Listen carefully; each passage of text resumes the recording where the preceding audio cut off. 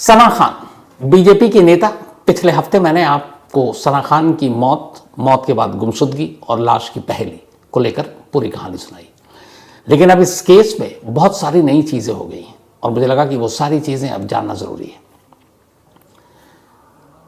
तो सना खान केस में जो सनसनीखेज खुलासा किया है नागपुर पुलिस ने, वो अपने आप में ये सोचने पर मजबूर करता है कि क्या वाकई ऐसा हो सकता है।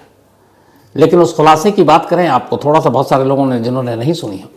सना खान नागपुर की रहने वाली एक बीजेपी की नेता, जो नागपुर शहर के भारतीय जनता पार्टी युवा मोर्चा की महामंत्री, एक उभरती हुई ठीक ठाक नेता, परिवार भी ठीक ठाक, माँ कांग्रेस की कार्यकर्ता, पिता एक बिजनेसमैन, और बहुत तेजी से सना खान ने राजनीति की दुनिया में अपने कदम बढ़ाए। 1 अगस्त को सना नागपुर से निकलती है जबलपुर के लिए अपने एक दोस्त अमित साहू से मिलने के लिए। 2 अगस्त को सना खान गायब हो जाती है। 3 मोबाइल थे, तीनों बंद हो जाते हैं। मां नागपुर में एक पुलिस कंप्लेंट लिखाती है। नागपुर पुलिस इसके बाद जबलपुर पहुंचती है। जिस अमित साहू के पास वो मिलने गई थी वो गायब था। अब वहां पुलिस तफ्तीश करती है और आखिरकार 9 दिन के बाद यानी 11 अगस्त को नागपुर पुलिस अमित साहू को गिरफ्तार करती है। गिरफ्तार करने के बाद जो खुलासा होता है वो ये होता है कि अमित साहू ने जबलपुर में ही सना खान को मार डाला। मारने के बाद उसकी लाश अपनी डिक्की में रखी और फिर एक हिरन नदी है जबलपुर में करीब 40-45 किलोमीटर दूर, वहाँ ले जाकर लाश फेंक दी। जिस दिन ये सब कुछ किया 2 अगस्त को, उस दिन जबलपुर में तेज़ बारिश हो रही थी, पानी का बहाव तेज़ था, नदी उफान पर थी, तो लाश अब तक नहीं मिली है। यानी 2 अगस्त को सना खान की लाश को पानी में डाल दिया गया था और आज 21 है, 19 दिन हो गए। जैसे जैसे दिन बीत रहे हैं उसके बाद लाश मिलने की उम्मीद भी कम होती जा रही है। लेकिन क्या सचमुच अमित साहू ने सना का कत्ल करके लाश उसी नदी में फेंक दी, या फिर कहानी कुछ और है? जब तक लाश नहीं मिलती तब तक मौत को लेकर भी सवाल उठेगा। और सबसे बड़ी बात यह कि अमित साहू ने सना का कत्ल क्यों किया। पिछली बार मैंने आपको बताया था कि अमित साहू एक होटल खोलने जा रहा था, उसका अपना ऑलरेडी ढाबा है, और सना ने उसमें 50 लाख रुपए लगाए थे, जो सना की मां के इल्ज़ाम और FIR में लिखा हुआ है।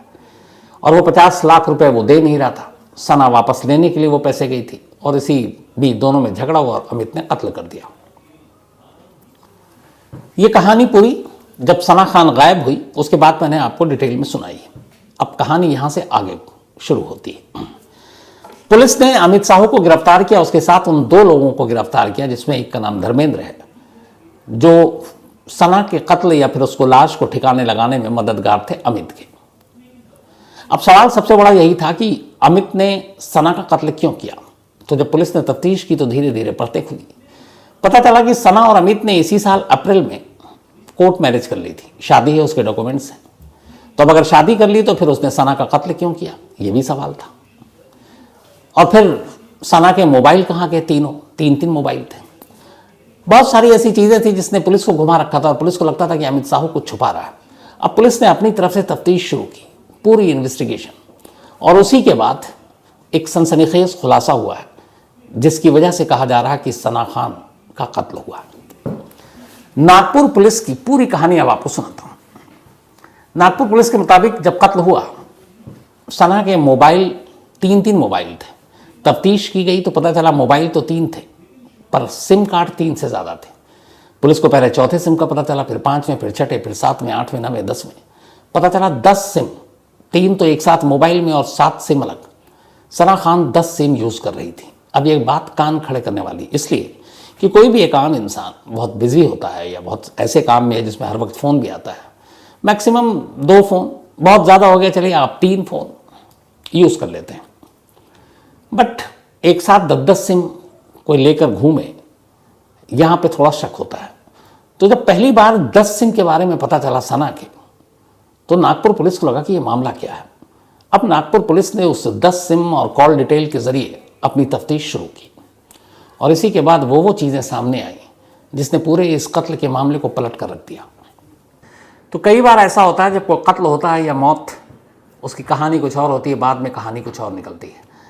ऐसी कहानी कुकू FM के ऑडियो बुक पर भी आप सुन सकते हैं, the infamous Ryan international school murder. उसी बच्चे की कहानी जिसको लेकर क्या क्या दावे हुए पहले, एक ने कहा मैंने कत्ल किया, वाक़ई कैमरे पर आकर बाकायदा। पुलिस भी उसको गिरफ्तार कर लेती है, लेकिन फिर बाद में कातिल कोई और निकलता है। तो कुको एफएम के ऑडियो बुक पर इसी तरीके से कैसे कहानी पलटती है कत्ल की, the infamous Ryan international school murder case की कहानी आप सुन सकते हैं। कुको एफएम देश का बेस्ट ऑडियो शो प्लेटफॉर्म है, जिसके 15 लाख से ज़्यादा एक्टिव हिंदी पेड सब्सक्राइबर हैं और यहाँ हर महीने 4200 घंटे के कंटेंट्स के साथ ये लगातार बढ़ रहा है। कुको एफएम ऐप पर 10,000 से ज़्यादा ऑडियो बुक हैं, जिसे आप कहीं भी कभी भी सुन सकते हैं, हिंदी में सुन सकते हैं। इसमें biography, business, crime, entertainment, politics तमाम बुक हैं। क्राइम तक फैमिली के लिए इस वक्त एक खास ऑफर है। कुको एफएम ऐप के पहले महीने के सब्सक्रिप्शन पर पूरी क्राइम तक फैमिली के लिए 50% डिस्काउंट है। यानी पहले महीने के लिए सिर्फ 49 रुपये में आपको 10,000 ऑडियो बुक का ऐसा खजाना मिलेगा जिसे आप जहाँ चाहें सुन सकते हैं और अपना ज्ञान बढ़ा सकते हैं। इस वक्त आप अपनी स्क्रीन पर एक QR कोड देख रहे हैं, इसे स्कैन करके डायरेक्ट कुको एफएम ऐप डाउनलोड कर सकते हैं। और इसके अलावा क्राइम तक फैमिली के लिए नीचे दिए गए डिस्क्रिप्शन बॉक्स में लिंक को क्लिक करें और कूपन कोड CRIME50 लगाएं, जिससे पूरी फैमिली को 50% डिस्काउंट के साथ 99 रुपये का सब्सक्रिप्शन सिर्फ 49 रुपये में मिलेगा।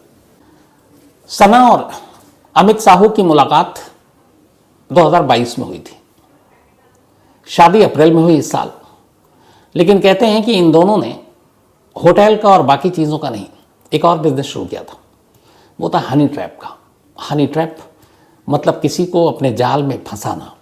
एक लड़की किसी लड़के को फंसाए, फिर उसकी फिल्में उतारे और उन अश्लील फिल्मों के नाम पर उसे ब्लैकमेल करे। तो अब सना खान इस चक्कर में या कैसे फंस गई? तो यहां पर पहली चीज जो है पुलिस की थ्योरी वो ये है कि सना और अमित में दोस्ती हुई, फिर प्यार हुआ, दोनों ने शादी भी कर ली। अब सना ठीक ठाक एक नेता थी, शहर में बहुत सारे लोग उसको जानते थे।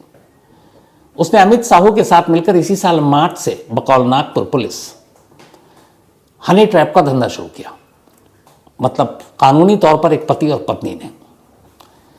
इन्होंने जबलपुर में एक पॉश इलाके में एक किराए पे फ्लैट लिया और अमित साहू ये करता कि वो बड़े बड़े लोगों को, खास तौर पर गुजरात, महाराष्ट्र, यूपी, ऐसे स्टेट्स के जो बड़े होते हैं, कुछ नेता हों, कुछ बिजनेसमैन हों, ऐसे लोगों को वो कांटेक्ट करता और फिर उनको बुलाता जबलपुर या किसी और शहर में, और वहाँ सारा सेटअप पहले से मौजूद होता। अब वो आते, इसके बाद सना खान को बाकायदा वहाँ पेश किया जाता। अब सना खान उन तमाम क्लाइंट्स के साथ होती और इस बीच उन दोनों के बीच में क्या हो रहा है ये उन्हें, जो क्लाइंट आता है, उसे पता ही नहीं चलता। जबकि असल में हो ये रहा होता है कि उन दोनों के एकांत के उन लम्हों को कोई कैमरा चुपचाप कैद कर रहा होता। कैमरे में ये सारी चीज़ें कैद हो जाती। उसके बाद अब सबूत इन दोनों के पास होता। अब यहाँ से अमित साहू का रोल शुरू होता। वो शख्स को जिसको हनी ट्रैप करके यहाँ तक बुलाया गया सना खान के सामने, अब वो फ़ोन जाता और कहा जाता कि ये देखिए आपकी कुछ तस्वीरें हैं, ये वीडियो है जो आपत्तिजनक है, तो आप इतने पैसे दे दीजिए वरना इसको उजागर कर देंगे, आपके फैमिली वाले को दे देंगे। अब कोई भी ऐसा सफ़ेद पोश शख्स इन चीज़ों से तो बचेगा, तो फ़ौरन ब्लैकमेलिंग का शिकार हो जाता और उन्हें पैसे देता। इस तरह एक एक कर नागपुर पुलिस के हिसाब से इन दोनों ने बहुत सारे लोगों को अपनी जाल में फंसाया और उनको ब्लैकमेल करके बकौल पुलिस करोड़ों रुपए कमाए। और ये सब कुछ ठीक चल रहा था। इस पैसे से इन लोगों ने बहुत सारी प्रॉपर्टी खरीदी। लेकिन फिर सवाल यह है कि सना खान का कत्ल क्यों, जब ये सब कुछ ठीक चल रहा था? मार्च से ये बिजनेस शुरू किया हनी ट्रैपिंग का, अप्रैल में शादी की और फिर अप्रैल के बाद मई, जून, जुलाई, चौथे महीने अगस्त में 2 अगस्त को कत्ल। तो ऐसा क्या हुआ? अब पुलिस इस सवाल के जवाब जानने के लिए अमित साहू को ढूंढ रही, क्योंकि सना तो है नहीं और बकौल अमित साहू सना का कत्ल हो चुका है। लेकिन सना के तीनों मोबाइल सिम समेत गायब हैं। अब पुलिस को लग रहा है कि अगर कत्ल किया है तो उस मोबाइल के अंदर सारे सबूत हैं। उस मोबाइल में एक तरह से समझें तो वो बॉम्ब है, क्योंकि पुलिस को लगता है अब तक की तफ्तीश के हिसाब से कि दर्जनों या हो सकता है 40-50 से भी ज़्यादा बड़े बड़े सफ़ेद पोश उस मोबाइल में बंद हैं। उनकी तस्वीरें बंद हैं, उनके वीडियो हैं उसमें, और अगर ये चीज़ें सामने आ गई तो ना मालूम क्या होगा। तो इसीलिए पुलिस की कोशिश ये है कि उस मोबाइल और उसके अंदर जो सारी चीज़ें हैं, इस हनी ट्रैप के सबूत हैं, उसको वो ढूंढे। और इसके लिए अमित साहू से लगातार पूछताछ हो रही है। लेकिन अमित साहू यही कह रहा है कि उसने लाश के साथ साथ सना के वो मोबाइल भी उसी हिरन नदी में फेंक दिए। लेकिन अब उसके इस बात पर कितना भरोसा किया जाए, इसलिए क्योंकि पुलिस को ये मालूम है कि अगर वो सबूत उसके पास हैं कहीं, उसने सेफ कहीं रख दिया है, तो ब्लैकमेलिंग का खेल ये चलता रहेगा। बेशक अमित साहू सना खान के कत्ल के इल्ज़ाम में पुलिस की हिरासत में या जेल में हो, जो उसके गैंग के बाकी लोग हैं या कुछ खास लोग हैं, वो उस तस्वीरों और वीडियो के जरिए अपने शिकार को लगातार ब्लैकमेल करते रहेंगे। तो पहला ये कि वो कहाँ है, और अमित साहू शायद इन मोबाइल और सबूत को लेकर झूठ बोल रहा है। और अगर उस मोबाइल में ही नहीं और भी सना के मोबाइल के अलावा अमित साहू और बाकी लोगों के पास भी होगा, कुछ सबूत पुलिस के हाथ तो लग चुके हैं मोबाइल और इसके जरिए ऐसी तस्वीरें, जिसके बाद फिर नागपुर पुलिस ने ऑफिशियली प्रेस कॉन्फ्रेंस करके कहा कि ये हनी ट्रैपिंग के मामला है दोनों का। तो उसको कोशिश ढूंढ रही है। इस बीच जब इस लाइन पे पुलिस की जांच शुरू हुई, क्योंकि अभी तक ये था कि सना खान एक बीजेपी के नेता और वो गायब है और अमित साहू ने उसका कत्ल किया है, तो बहुत सारे लोगों में नाराज़गी गुस्सा भी था। लेकिन जब जांच के दौरान पुलिस को इस हनी ट्रैप वाली बात सामने आई और ये लगा कि इसमें सना खान भी इन्वॉल्व है, तो अब सना खान के परिवार को भी सामने आना था। सना खान की माँ ने इसके बाद पुलिस में एक शिकायत दी और उन्होंने कहा है, पहले उन्होंने ये परिवार की तरफ से नहीं आया था, कि सना खान को दरअसल पहले अमित साहू ने ब्लैकमेल किया। उसकी कुछ तस्वीरें और वीडियो उसने हासिल कर ली और उसके बाद ब्लैकमेल करने के बाद सना खान को फिर उसने जबरन ब्लैकमेल करते हुए कि तुम्हारी ये तस्वीरें सोशल मीडिया पर या पब्लिक प्लेटफॉर्म पर ले आएंगे, उसने सना खान को जबरन दूसरे लोगों के सामने भेजना शुरू किया और वो उसको एक तरह से ब्लैकमेल करके इस हनी ट्रैप के धंधे में लाया। तो ये अब फैमिली का है। इधर पुलिस का कहना है कि जो अभी तक उसको सबूत मिले हैं उसमें यह है कि अमित साहू और सना दोनों मिलकर शायद इस पूरे रैकेट को चला रहे थे। अब ये तो हो गया पूरे रैकेट की बात। अब इन सब के बाद जो सवाल एक और जिसने जन्म लिया है वो ये है कि क्या सचमुच सना का कत्ल हो चुका है। वजह यह है कि जब पुलिस से ये ऑफ द रिकॉर्ड पूछा गया तो यह है कि देखिए हमारे पास सबूत तो है नहीं। एक नौकर जो ढाबा है जो अमित साहू का, उसने कहा था कि कार की डिक्की में ब्लड था और डिक्की को पानी से साफ कर दिया गया था, तो वो खून के निशान भी चले गए। हालांकि फिर भी उसकी फॉरेंसिक जांच की गई है, क्योंकि फिर भी कुछ ना कुछ निशान तो रह जाते हैं। तो लाश मिली नहीं है, 19 दिन हो चुके हैं और पानी के बहाव को देखते हुए पहले ही हाथ पांव खड़े कर रखे हैं पुलिस ने, जबलपुर पुलिस ने भी, नागपुर पुलिस ने भी, कि मीलों बहती हुई इस हिरन नदी से इस लाश का मिलना और 19 दिन के बाद पता नहीं जानवर और बहुत सारी चीज़ें होती हैं तो मिलने की उम्मीद कम है, तो लाश मिलेगी नहीं। तो लाश मिलेगी नहीं तो फिर सना खान की मौत एक पहली बनी रहेगी। तो अब यहाँ पे पुलिस शक भी कर रही है कि साजिश का हिस्सा भी हो सकता है कि सना को गायब कर दिया, कुछ ऐसी चीज़ें शायद खुलने वाली हों या खुल रही हों और इसलिए दोनों मिलकर झूठ बोल रहे हैं। तो इससे इनकार भी नहीं किया जा सकता। तो पुलिस उस पहलू से भी मामले की जांच कर रही है। अब सवाल यहाँ पे ये भी आ रहा है कि पुलिस अमित साहू को लेकर कुछ ज़्यादा ही उसके मन में सवाल है। पुलिस का मानना है कि अभी तक की पूछताछ में अमित साहू पूरी तरह से कॉपरेट नहीं कर रहा है और वो इस मामले में लगातार गुमराह कर रहा है, झूठ बोल रहा है। पुलिस उससे उसके सारे क्लाइंट्स जो भी अब तक जिनको ब्लैकमेल किया गया, जो हमारी खबर है वो ये है कि ऐसे कुछ लोगों के बारे में पता चला है और पुलिस उनसे कांटेक्ट भी कर रही है ताकि ये कंफर्म किया जा सके कि इन लोगों को जबलपुर के उस अपार्टमेंट या उस फ्लैट में या और कहीं कहाँ कहाँ बुलाया गया, कहाँ कहाँ वो मिले, तो उससे भी इस केस को आगे ले जाने में मदद मिलेगी। लेकिन कुल मिलाकर जिस तरीके से नागपुर पुलिस ने यह खुलासा किया है, उसने इस पूरे केस को एक दूसरा रुख दे दिया है और वो रुख ये है कि अब तक सना खान के कत्ल के लिए अमित साहू को जिम्मेदार मानकर और इस कत्ल की जांच हो रही थी, लेकिन अब कहानी पलट गई है और कहानी ये है कि एक सिंपल और सीधा साधा मर्डर केस नहीं है, बल्कि ये एक बड़े हनी ट्रैप के रैकेट से जुड़ा हुआ केस है। और इसमें सबसे बड़ा यही है जो पुलिस को सुलझाना है, अगर वो मानकर चलती है कि सना खान का कत्ल हो चुका है, कि अमित साहू ने सना को फिर मारा क्यों।